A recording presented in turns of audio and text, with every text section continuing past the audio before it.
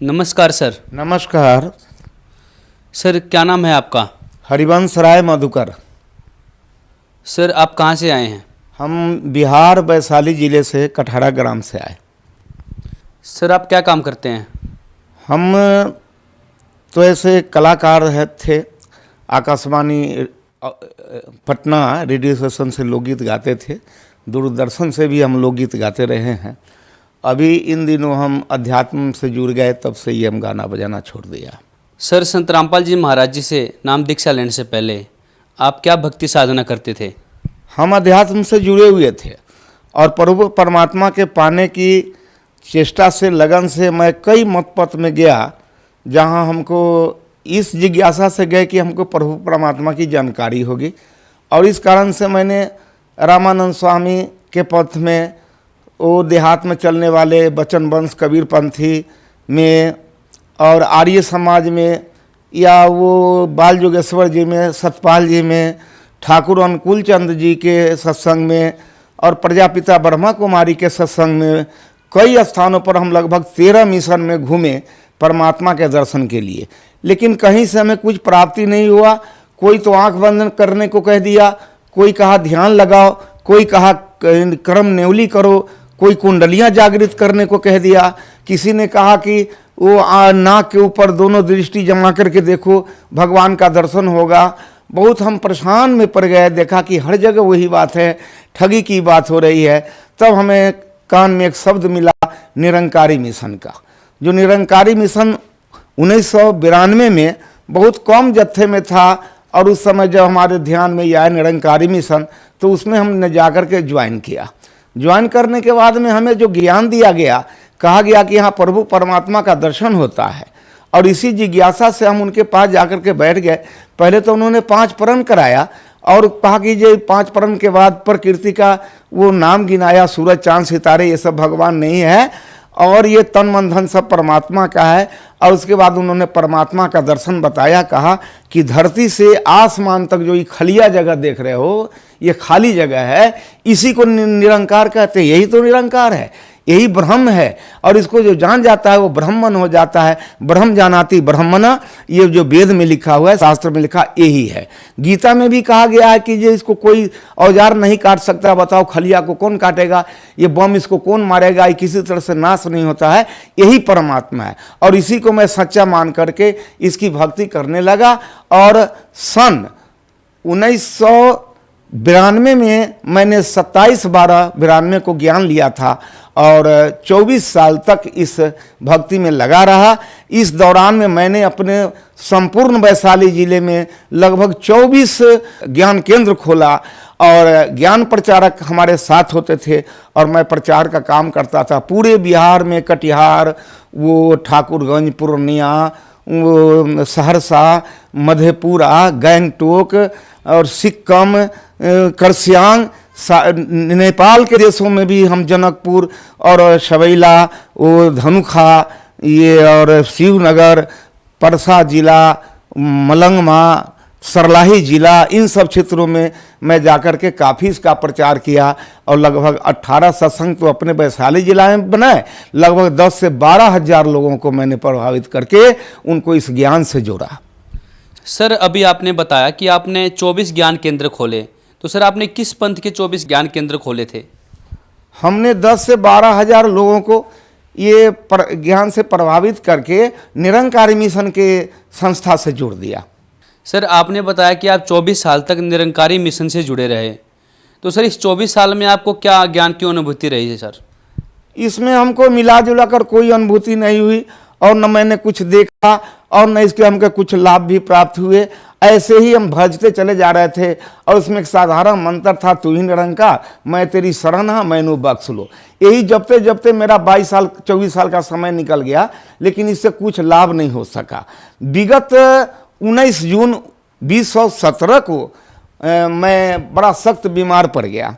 बीमार पड़ने का कारण हो गया मेरे पास डायबिटीज का बीमारी, जो 600 चीनी बराबर रहता था, और उसके बाद ब्लड प्रेशर था, लीवर में सूजन था, किडनी में भी दाग था, और पित्त की थैली में ये पथरी था 13 mm का, जो हमें बहुत कमज़ोर कर दिया था। डॉक्टर लोगों के पास हम गए, कहीं से हमको कोई इजाफा नहीं मिल पाया। मैंने 48,000 रुपया खर्च करके बाद और धराशायी हो गए थे, बिछावन से उठ नहीं पा रहे थे। उसी पर हम पड़े थे, 5.5 महीना हो गए। और जिस मिशन को हमने इतना लोगों को जोड़ कर लगभग 24 साल में 50 लाख रुपया मंडल को भेज दिया, प्रणामी का पैसा, लेकिन उनको खबर हुई, लेकिन कोई आदमी हमको देखने तक नहीं आया, खोजने तक नहीं आया कि कहाँ ये मधुकर जी पड़ा है। जबकि उस मिशन में हम एक मुखी के पद पर थे और गुरगद्दी पर बैठ कर के 3-3 घंटा प्रवचन करते थे और लोगों को प्रभावित करते थे और ज्ञान दिलवा करके उसको उनसे जोड़ते थे। किसी ने नहीं देखा। इस क्रम में मैं दूर दूर जगहों पर जाकर के और सत्संग प्रवचन किया करता था। गुरगद्दी पर हमको बैठाया जाता था, वहाँ से हम अध्यात्म प्रवचन करते थे, गीता से, रामायण से, कुरान से, पुराण से, वेदों से, शास्त्रों से कह करके लोगों को प्रभावित करते थे। कभी कभी इतने जिज्ञासुओं का भीड़ हो जाता था कि नमस्कार करने में लाइन बन जाती थी और बड़ी भीड़ हो जाती थी। तब हमारे दोनों पैर पर अलग अलग, दोनों पैर को करके दायां बायां, एक पर बहनें और एक पर भाइयों का लाइन लगता था और सभी लोग सर पटक करके हमारे चरणों पर नमस्कार करते थे। और उसी में लोग ये जिज्ञासा करते थे कि बाबूजी जरा माथे पर हाथ रख दो, और मैं माथे पर हाथ रख देता था। जरा धौना में, पीठी में दर्द हो रहा है, इस पर जरा हाथ कर दो, ये बच्चे को जो आशीर्वाद दे दो, ये बड़ा बीमार रहता है। ये सब काम हमें करना पड़ता था और उसको करते थे। सर, आपने बताया कि आप निरंकारी मिशन की गद्दी पर बैठते थे, निरंकारी पंथ से जुड़े थे, आप प्रवचन करते थे स्वयं, और फिर आप संत रामपाल जी महाराज जी की शरण में आ गए। सर, आपको क्या ऐसा लगा? निरंकारी मिशन में तो बहुत सारे लोग ने हमारे दुख को मेरे कहने पर जाना, लेकिन उसमें मेरा कोई इलाज नहीं हो सका। और वहाँ तो बड़ी बड़ी औषधालय भी खुली हुई है, क्या क्या है, लेकिन हमको कोई सहारा कहीं से कुछ नहीं मिला। और डॉक्टरों से परेशान होकर के हम बिल्कुल निराश हो गए थे और धाराशायी होकर के बेड पर पड़े हुए थे। 5.5 महीना हम लगातार बेड पर ही पड़े रहे, जहाँ पैसे के अभाव में दवा भी नहीं खा पाते थे और हमें खाना भी नहीं खाने का इच्छा होता था। केवल पानी पी के, दूध पी के, एक आध रोटी किसी तरह से खा करके हम पानी पी लेते थे। इसी बीच में हम सोचे कि अब हम नहीं बचेंगे। एक साथी मेरा पंजाब रहता है, वो जब लौट के घर गया तो हमसे भेंट करने गया। जाने के बाद कहा कि आपने कैसी हालत बना ली, बताइए, भगवान का भक्ति करते हैं, ये हालत आपका बन गया, तो ये कैसे हो गया? हमने कि ऐसे ही हो गया, अब हम क्या करें। तो उन्होंने एक किताब हमको दिया पढ़ने के लिए, और वो किताब का नाम था ज्ञान गंगा। ज्ञान गंगा किताब हम पढ़ने के काबिल भी नहीं थे, इतने कमज़ोर हो गए थे। मैंने कहा कि हम किताब तो नहीं पढ़ सकते, ज़रा तुम ही पढ़ के सुनाओ तो अच्छा रहेगा। तो वो 3 रोज आकर के हमको किताब का कहीं कहीं का कोई चैप्टर पढ़ के सुनाया। हमको बहुत अच्छा लगा। अब किसी की किडनी खराब है और उनका डॉक्टर इनकार कर रहा है, कहता है 4 लाख रुपए लगेंगे, और वो बताना है कि नहीं मेरा किडनी ठीक हो गया सतगुरु रामपाल जी की कृपा से। किसी का लीवर खराब है, किसी के स्तन में घाव है, ममाद निकल रहा है, परेशान है, किसी के पेट में दर्द है, लगता है कोई भीतर दांत काट रहा है। ऐसे ऐसे बहुत सारे रिपोर्ट आए। तो मुझे पहले तो धीरे धीरे इस पर विश्वास होने लगा। हमने सोचा कि अब मैं क्या करूं, हम भी अब वहाँ कुछ फ़ोन करके पता करना चाहते हैं। तो उन्होंने कहा कि पता है इसका? तो हाँ, फ़ोन नंबर है। हमने कहा कि रुक जाओ, आज रात में हम सतगुरु रामपाल जी महाराज से हम बात करेंगे, तब हम कल आपको कुछ बताएंगे। तो उन्होंने कहा कि कैसे बताइएगा, वो तो जेल में रहते हैं। हमने कि हम भी तो गुरु की सेवा कर रहे हैं 24 साल से, और ये सतगुरु हैं तो जरूर हम पर कृपा करेंगे, मुझे विश्वास है।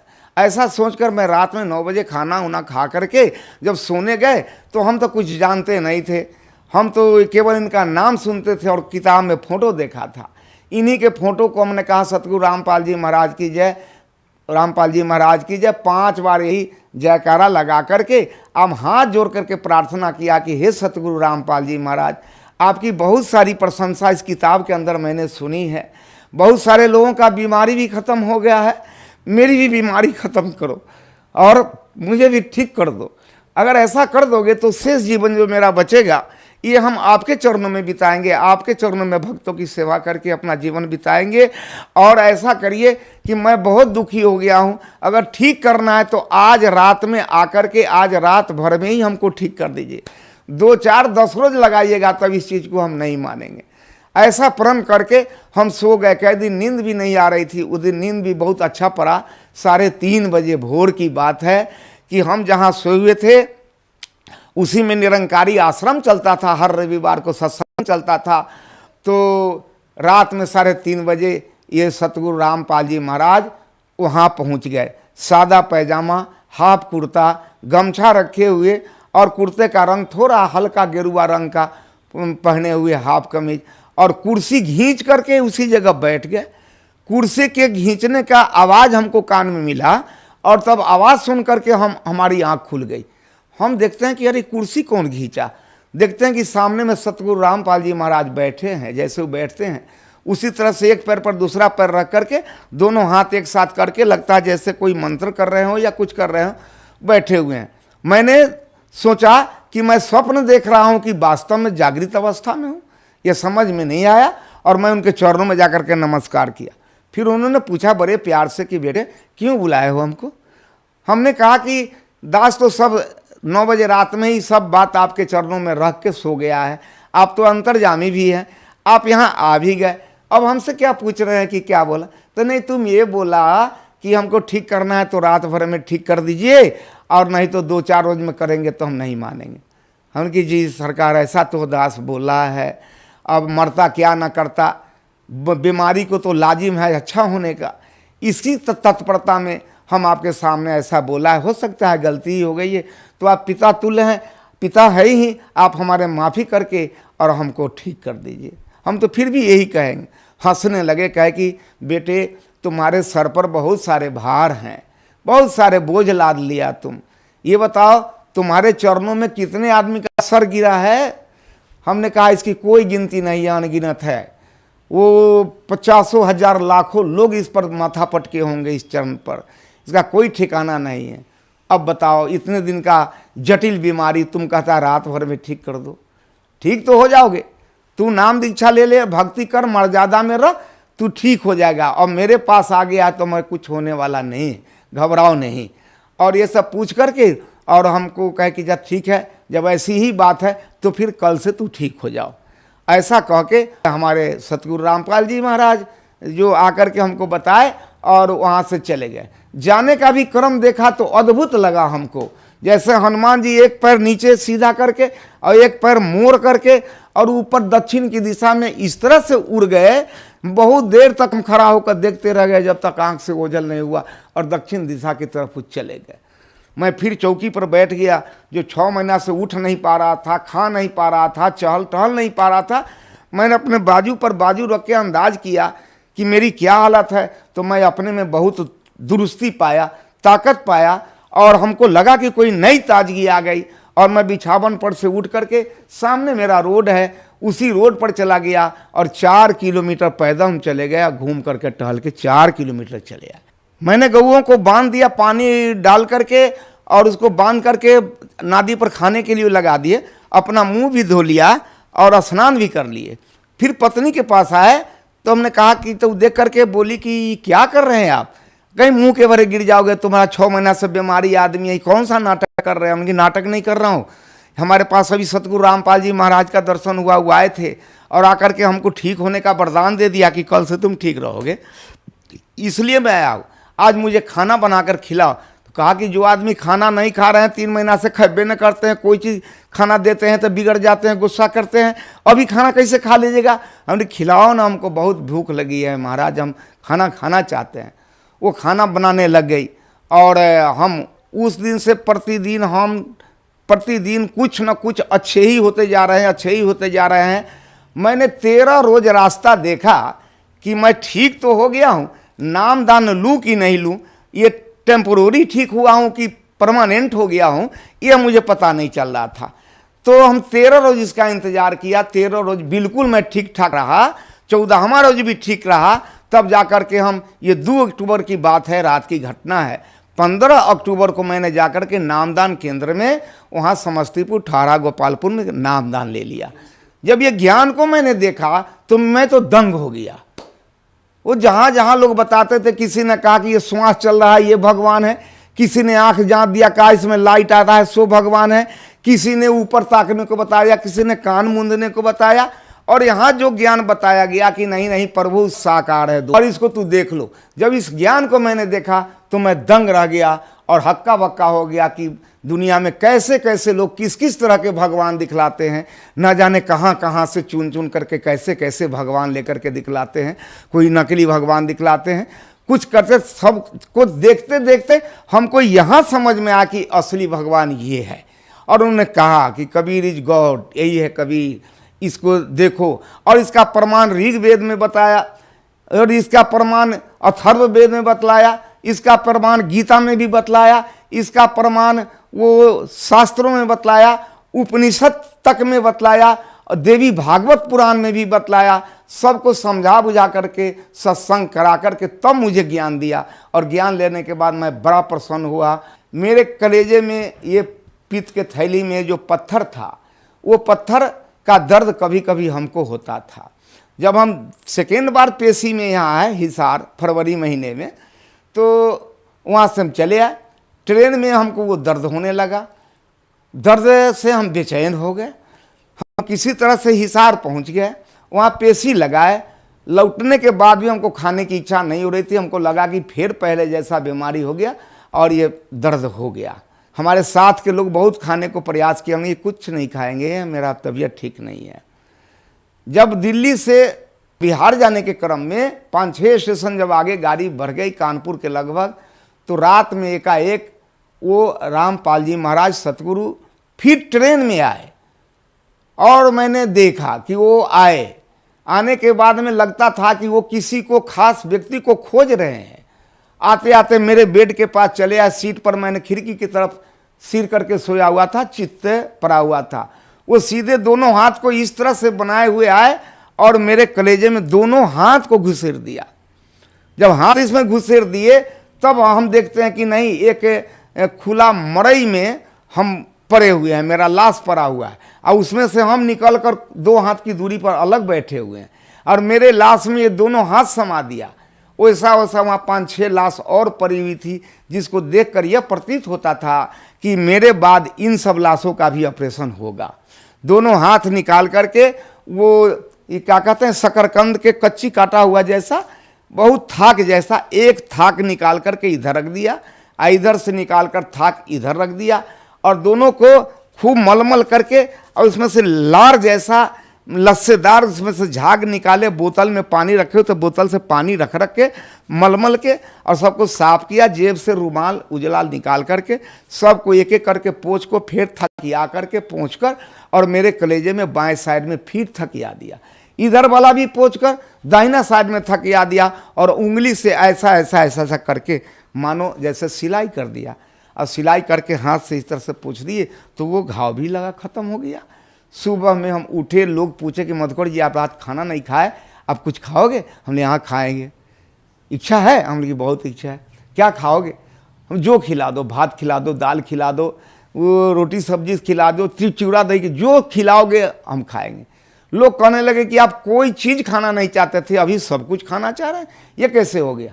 तो हमने कहा कि नहीं नहीं, अब जो बीमारी मेरा था ये सतगुरु रामपाल जी की कृपा से ये अब ख़त्म हो गया, हमको अब लगता है ख़त्म हो गया। तो मेरे चलते ये लोग रोहतक में गाड़ी पर से उतर गए। हमने बड़ी भूख लगी है, खिलाओ। तो रोहतक के स्टेशन पर उतर गए और हमको प्लेटफार्म पर और लोगों को छोड़कर ये लोग आश्रम में गए, और वहाँ से मेरे लिए प्लेट दाल भात तरकारी सब्जी सब ले करके आए, और मैंने भरपेट भोजन किया, दाल भात तरकारी सब्जी खाया। वहाँ से हमें चैन आ गई।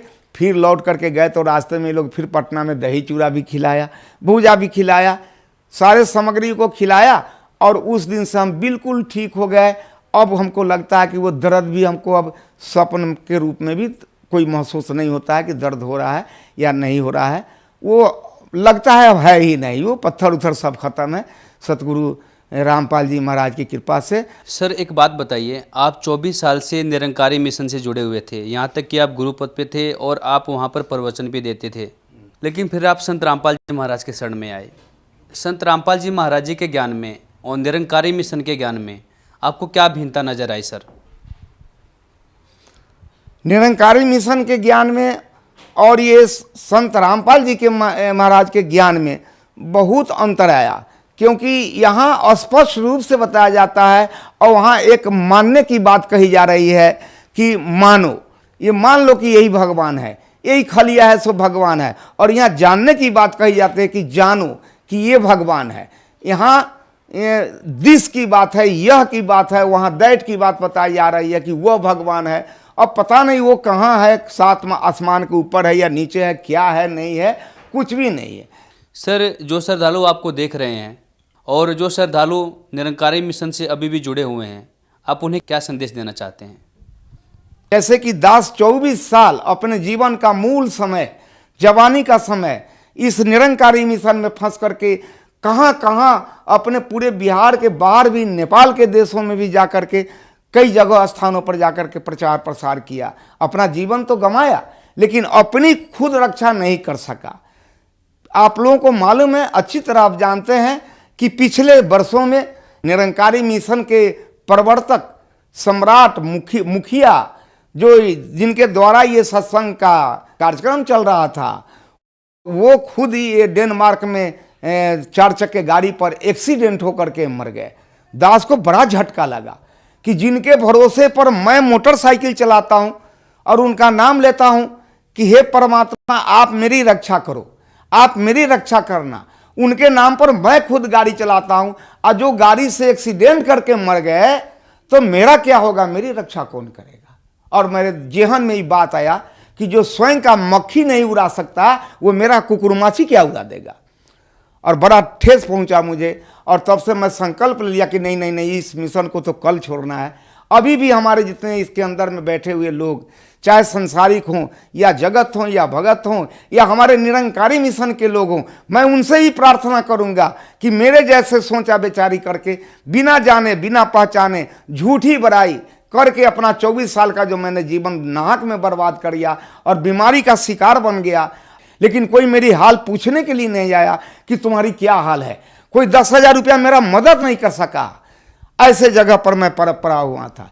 इसलिए हम फिर पुनः आपके श्रवण शक्ति में ये आवाज़ को पहुंचा रहे हैं कि आप नकली से बच करके असली में आकर के सतगुरु रामपाल जी के शरणों में आकर के अपना हर तरह से अपना कल्याण करें। सर, आपको पूरा विश्वास है कि आपके गुरु संत रामपाल जी महाराज जेल से बाहर आएंगे? क्या निर्दोष है? पूरा विश्वास है। जब हमारे इतने बड़े बीमारी से वो हमको निकाल सकते हैं, हमारे पित्त के थैली में से पत्थर निकाल सकते हैं हाथ पेश करके बिना छुरी का। डॉक्टर कह रहे थे कि चाकू लगेगा तुम मर जाओगे, तुम तो चीनी का बीमारी है। तो जब हमको निकाल सकते हैं, हमको उठाकर खड़ा करा सकते हैं, हम कैसे समझे कि जेल में है? अगर जेल में होते तो मेरे पास, मेरे बिस्तर के नजदीक जाकर कैसे बैठ जाते, मेरी हाल कैसे पूछ लेते और कैसे कहते कि जाओ तू कल से ठीक हो जा। अगर वो जेल में होते तो कैसे निकल करके चले आते। आज मैं मोटरसाइकिल चलाता हूं और सत्संग में जाता हूं, हर काम मैं कर रहा हूं उनकी कृपा से। तो क्या वो बाहर आएंगे? ये बड़ी बात है। इस हमारे साथ जो घटना घटी इससे बहुत छोटी बात है। वो यहाँ आकर के ही रहेंगे और उसमें ज़्यादा दिन नहीं है, बहुत शीघ्र ही आएंगे। सर, यदि कोई श्रद्धालु आपसे बात करना चाहें तो क्या आप अपना फ़ोन नंबर बता सकते हैं? हाँ, बिल्कुल बता सकता हूँ। मेरा फ़ोन नंबर है, लिखिए, 80 5 12 90 7 90। सर, संत रामपाल जी महाराज जी से यदि कोई श्रद्धालु नाम दीक्षा लेना चाहे तो कैसे ले सकते हैं? ले सकते हैं। अभी उनके बहुत सारे चैनल चल रहे हैं, जिस चैनल पर इनका प्रोग्राम बराबर होते रहता है, शाम में होता है, दोपहर में होता है, तो आप उस पर ध्यान देंगे तो चैनल चलते हुए नीचे में उनका फ़ोन नंबर आता है, जहाँ जहाँ उनका आश्रम, सतलोक आश्रम, और उसका फ़ोन नंबर उस पर नीचे लिखा रहता है। उसी फ़ोन नंबर को आप नोट कर लीजिए और उसी फ़ोन नंबर से आप पूछ लीजिए, आपको बता दिया जाएगा कहाँ एरिया है, किस जगह रहते हैं, आपके नज़दीक में कौन सा नामदान केंद्र नज़दीक पड़ेगा। वहाँ जा कर के आप आसानी से ज्ञान ले सकते हैं, नामदान ले सकते हैं और अपने जीवन को बदल सकते हैं, अपने जीवन को सुहेला कर सकते हैं। आप जिस वासी देश का हैं, अपने देश को आराम से आप जा सकते हैं। आपको पहुँचाने वाला आपको सारथी मिल गया है, आपको पहुंचाने वाला वो सतगुरु रामपाल जी मिल गया है, जो इस आत्मा को अमरलोक पहुंचाता है। बहुत बहुत धन्यवाद सर। धन्यवाद।